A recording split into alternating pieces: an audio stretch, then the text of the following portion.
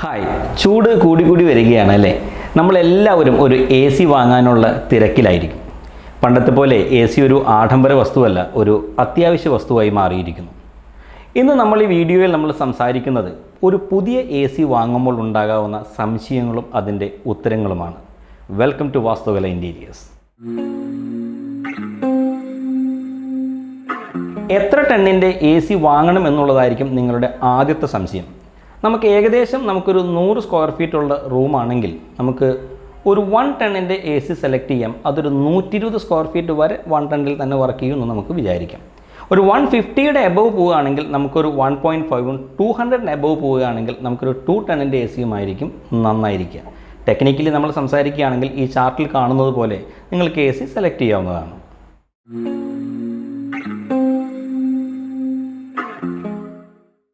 അടുത്തതായി നമ്മൾ സംസാരിക്കുന്നത് കംപ്രസർ എ സിയും അതുപോലെ ഇൻവെർട്ടർ എ സിയും ഡ്യുവൽ ഇൻവെർട്ടർ എ സിയും കുറിച്ചാണ്. കംപ്രസർ എ സി എന്ന് പറയുമ്പോൾ കുറച്ച് പഴയ മെത്തേഡാണ്. നമ്മുടെ ഗ്യാസിനെ കംപ്രസ് ചെയ്തുകൊണ്ട് കൃത്യം കൂളിങ്ങിലാകുമ്പോൾ കംപ്രസർ ഓഫ് ആവുകയും നമ്മൾ സജസ്റ്റ് ചെയ്ത് കൂളിങ്ങിൻ്റെ താഴെ വരുമ്പോൾ വീണ്ടും കംപ്രസർ ഓണാക്കി വീണ്ടും ഗ്യാസ് കൊടുക്കുന്ന സിസ്റ്റമാണ് പഴയ സിസ്റ്റം എന്ന് പറയുമ്പോൾ. രണ്ടാം സിസ്റ്റത്തിലേക്ക് വരുമ്പോൾ നമ്മൾ അത് DC മോട്ടോർ ഉപയോഗിച്ചുകൊണ്ടാണ് ഗ്യാസിനെ പമ്പ് ചെയ്യുന്നത്. അതിനെ ഇൻവെർട്ടർ എ സി എന്ന് പറയും. ഇതിൽ ഡ്യുവൽ ഇൻവെർട്ടർ എ സി എന്ന് സംഭവിക്കുമ്പോൾ നമ്മൾ അതേ മോട്ടറിൽ തന്നെ 2 ഷാഫ്റ്റുകൾ ഉപയോഗിച്ചുകൊണ്ട് ഡബിൾ സൈഡിലേക്ക് ഗ്യാസ് പമ്പ് ചെയ്യുകയും വളരെ സഡനായിട്ട് തന്നെ കൂളിംഗ് കിട്ടുന്ന ഒരു സിസ്റ്റമാണ് ഡ്യുവൽ ഇൻവെർട്ടർ എ സി എന്ന് പറയുന്നത്. ഒറ്റവാക്കിൽ പറഞ്ഞാൽ നമ്മൾ ഇൻവെർട്ടർ എ സിയിൽ കംപ്രസർ കട്ട് ഓഫ് ആവുന്നില്ല. നമ്മൾ പറയുന്ന ടെമ്പറേച്ചറിനെ കൊണ്ടുവന്നതിന് ശേഷം അതേ ടെമ്പറേച്ചറിൽ മെയിൻറ്റെയിൻ ചെയ്ത് പോകുന്ന രീതിയാണ് കംപ്രസർ എ സിയിൽ നിന്നും ഡ്യുവൽ ഇൻവെർട്ടർ എ സി അല്ലെങ്കിൽ ഇൻവെർട്ടർ എ സിയിലുള്ള വ്യത്യാസം. പക്ഷേ ഇൻവെർട്ടർ എ സിയുടെ മറ്റൊരു പ്രത്യേകത എന്ന് പറഞ്ഞാൽ നമ്മൾ പറയുന്ന ടെമ്പറേച്ചറിലേക്ക് വന്നു കഴിഞ്ഞാൽ നമ്മൾ വളരെ ചെറിയൊരു പവറിൽ വന്നുകൊണ്ട് സെയിം ടെമ്പറേച്ചറിനെ മെയിൻറ്റെയിൻ ചെയ്ത് കൊണ്ടുപോകുന്ന രീതിയാണ് നമ്മുടെ ഇൻവെർട്ടർ എ സി എന്ന് പറയുന്നത്. ചുരുക്കത്തിൽ പറഞ്ഞാൽ സാധാരണ ഒരാൾക്ക് ഇന്നത്തെ പുതിയ ടെക്നോളജി വെച്ചുകൊണ്ട് ഇൻവെർട്ടർ എ സി വാങ്ങുന്നതായിരിക്കും നന്നായിരിക്കുക.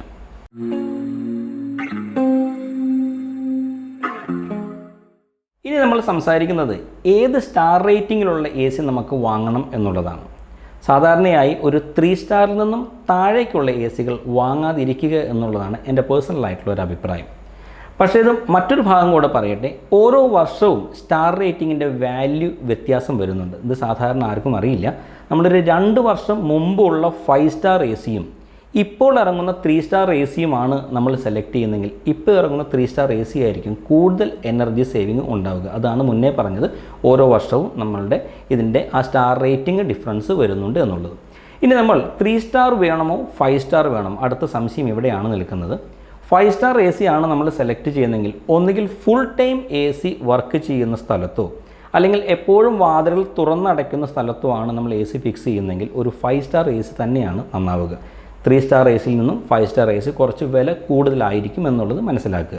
സാധാരണ നമ്മളൊരു വീട്ടിലാണ് ഉപയോഗിക്കുന്നതെങ്കിൽ നമുക്കൊരു 3 സ്റ്റാർ എ സി ധാരാളം മതിയാവും.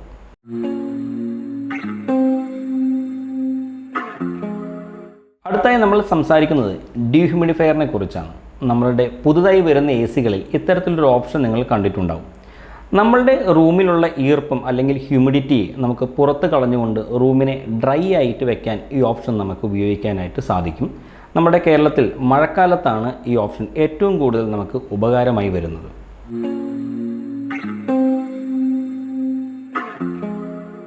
അടുത്തായി നമ്മൾ സംസാരിക്കുന്നത് വൈഫൈ എനേബിൾഡ് ആയിട്ടുള്ള എ സികൾ എന്ത് എന്നുള്ളതാണ്. നമ്മളുടെ വീട്ടിലുള്ള എ സി വൈഫൈയുമായി കണക്ട് ചെയ്ത് വെച്ചിരിക്കുകയാണെങ്കിൽ നമ്മളുടെ മൊബൈൽ ഫോണിൽ നിന്നും നമുക്ക് എ സിയെ കൺട്രോൾ ചെയ്യാനായിട്ട് സാധിക്കും. ഉദാഹരണമായി നമ്മൾ വീട്ടിൽ നിന്നും പുറത്തു പോയി കഴിഞ്ഞാൽ നമുക്ക് എ സിയെ നമുക്ക് മൊബൈൽ ഫോൺ ഉപയോഗിച്ച് ഓഫ് ചെയ്യാനും ചൂടുള്ള സമയങ്ങളിൽ വീട്ടിൽ വരുന്നതിന് മുമ്പേ തന്നെ നമുക്ക് മൊബൈൽ ഫോണിൽ നിന്നും എ സിയെ ഓണാക്കാനും സാധിക്കും. ഇന്ന് പുതുതായി വരുന്ന പല എ സികളിലും ഇത് ഹോം ഓട്ടോമേഷനായും നമ്മൾ ലിങ്ക്ഡ് ആണ്. എന്ന് പറഞ്ഞാൽ അലക്സ, ഗൂഗിൾ ഹോം എന്നുള്ള ഡിവൈസുകൾ വെച്ചുകൊണ്ട് നമുക്ക് വോയിസ് കമാൻഡായും നമുക്ക് എ സിയെ പ്രവർത്തിപ്പിക്കാൻ സാധിക്കും.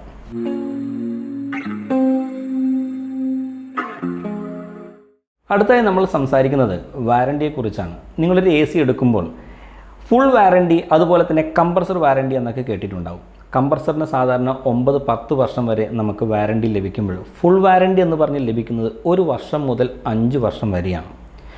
ഫുൾ വാറണ്ടി എന്ന് പറഞ്ഞാൽ ഉള്ളിലിരിക്കുന്ന നമ്മുടെ ഇൻഡോർ യൂണിറ്റിലിരിക്കുന്ന PCBയും അതുപോലെ തന്നെ പുറത്തിരിക്കുന്ന ഔട്ട്ഡോർ യൂണിറ്റിൻ്റെ PCBയും കവർ ചെയ്യുന്നതാണ് ഫുൾ വാറണ്ടി എന്ന് നമ്മൾ സംസാരിക്കുന്നത്. AC നമ്മൾ സെലക്ട് ചെയ്യുമ്പോൾ ഏറ്റവും കൂടുതൽ ഫുൾ വാറണ്ടി ഉള്ള ACകൾ സെലക്ട് ചെയ്യാൻ ശ്രമിക്കുക.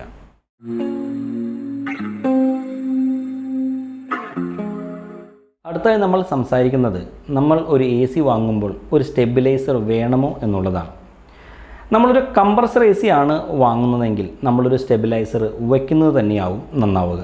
പക്ഷെ ഒരു ഇൻവെർട്ടറിലേക്ക് വരികയാണെങ്കിൽ കാര്യമായ വോൾട്ടേജ് ഫ്ലക്ച്വേഷൻ ഇല്ലാത്ത ഒരു സ്ഥലമാണെങ്കിൽ നമുക്കൊരു സ്റ്റെബിലൈസർ ആവശ്യമില്ല എന്ന് തന്നെ ഞാൻ പറയും. കാരണം നമുക്കതിനുള്ളിൽ മുൻപേ പറഞ്ഞതുപോലെ ഒരു DC മോട്ടറാണ് വർക്ക് ചെയ്യുന്നത്. അതുകൊണ്ട് തന്നെ ചെറിയ ഫ്ലക്ച്വേഷൻസ് ഒന്നും നമുക്ക് ഈ ACയെ ബാധിക്കാറില്ല.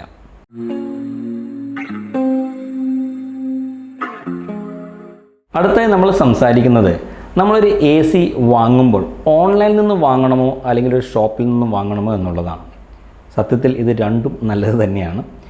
നമ്മൾ ഒരു AC വാങ്ങുമ്പോൾ അതിൻ്റെ ഗുണമേന്മയും നിലവാരവും നോക്കി വാങ്ങുക എന്നുള്ളതാണ് ആദ്യത്തെ ഘടകം എന്ന് പറയുന്നത്. രണ്ടാമത്തെ ഘടകം എന്ന് പറയുന്നത് നമുക്ക് ഏറ്റവും കൂടുതൽ വാറണ്ടി ലഭിക്കുന്നത് നമ്മളൊരു AC സെലക്ട് ചെയ്ത് കഴിഞ്ഞാൽ ഷോപ്പിൽ നിന്നുമാണോ ഓൺലൈനിൽ നിന്നുമാണോ നമുക്ക് ഏറ്റവും കൂടുതൽ വാറണ്ടി ലഭിക്കുന്നത് അത്തരം ACകൾ വാങ്ങാൻ ശ്രദ്ധിക്കുക.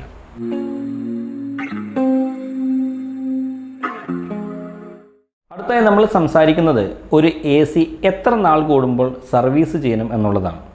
ടെക്നിക്കലി 6 മാസം കൂടുമ്പോൾ ഒരു പ്രാവശ്യം AC സർവീസ് ചെയ്യുക എന്നുള്ളതാണ് അതിൻ്റെ ഒരു ഭാഗമെന്ന് പറയുന്നത്. എങ്കിലും ചൂട് സമയം തുടങ്ങുന്നതിന് തൊട്ട് മുമ്പ് സർവീസ് ചെയ്യുക, ദെൻ 6 മാസത്തിൽ വീണ്ടും ഒന്നുകൂടെ സർവീസ് ചെയ്യുക എന്നുള്ളതാണ് എൻ്റെ സൈഡിൽ നിന്നുള്ള ഒപ്പീനിയൻ.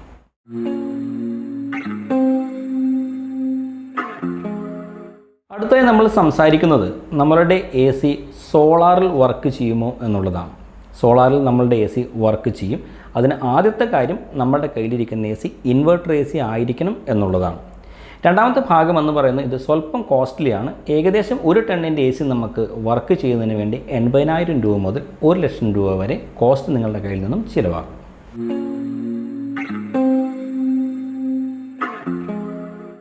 അടുത്തായി നമ്മൾ സംസാരിക്കുന്നത് ഒരു ACയുടെ കറണ്ട് ബില്ല് കുറയ്ക്കാൻ എന്തൊക്കെ കാര്യങ്ങൾ ചെയ്യാമെന്നുള്ളതാണ്. നമ്മളുടെ റൂമിൽ ഫിക്സ് ചെയ്യുന്ന ACയുടെ മുകൾ ഭാഗത്ത് നിന്ന് എയർ അബ്സോർബ് ചെയ്യുന്ന ഭാഗത്ത് 1 ഫീറ്റിൽ മേലെ ദൂരമുണ്ടെന്ന് ഉറപ്പുവരുത്തുക. കാരണം മുകളിൽ നിന്നും എയർ ഉള്ളിലേക്ക് വലിച്ച് പുറത്തേക്ക് പമ്പ് ചെയ്യാനുള്ള സ്പേസ് അവിടെ ഉണ്ട് എന്ന് ഉറപ്പുവരുത്തുക. അതുപോലെ തന്നെ ഔട്ട്ഡോർ വയ്ക്കുന്ന കംപ്രസറിൽ ചുവരിൽ നിന്നും അല്ലെങ്കിൽ വാളിൽ നിന്നും മിനിമം 1 ഫീറ്റിൽ മേലെ ദൂരമുണ്ട് എന്ന് ഉറപ്പുവരുത്തുക. അവിടെയും ആവശ്യം ഇത് തന്നെയാണ്. ഉള്ളിലേക്ക് എയർ സക്ക് ചെയ്തുകൊണ്ട് പുറത്തേക്ക് പമ്പ് ചെയ്യാനുള്ള പോർഷൻ അവിടെ ഉണ്ട് എന്ന് ഉറപ്പുവരുത്തുക.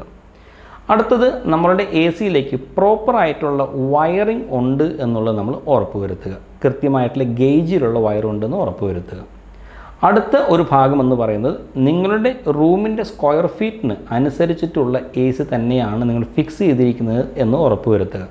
കുറേ കൂടുതൽ ടണ്ണേജോ കുറേ കുറവ് ടണ്ണേജോ വെച്ചാലും ACയുടെ കറണ്ട് ബില്ല് കൂടുതലാണ് നിങ്ങൾക്കുണ്ടാവുക.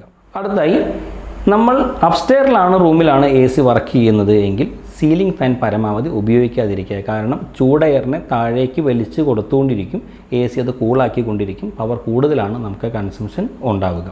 അതുപോലെ തന്നെ നിങ്ങൾ ഉപയോഗിക്കുന്ന ACകളിൽ എക്കോ മോഡ് എന്നൊരു ബട്ടണോ സ്ലീപ്പ് മോഡ് എന്ന ബട്ടണോ നിങ്ങളുടെ റിമോട്ട് കൺട്രോളിൽ ഉണ്ടായിരിക്കും. അത്തരം മോഡുകളിലാണ് ഏറ്റവും കുറവ് പവറിൽ AC വർക്ക് ചെയ്യുക.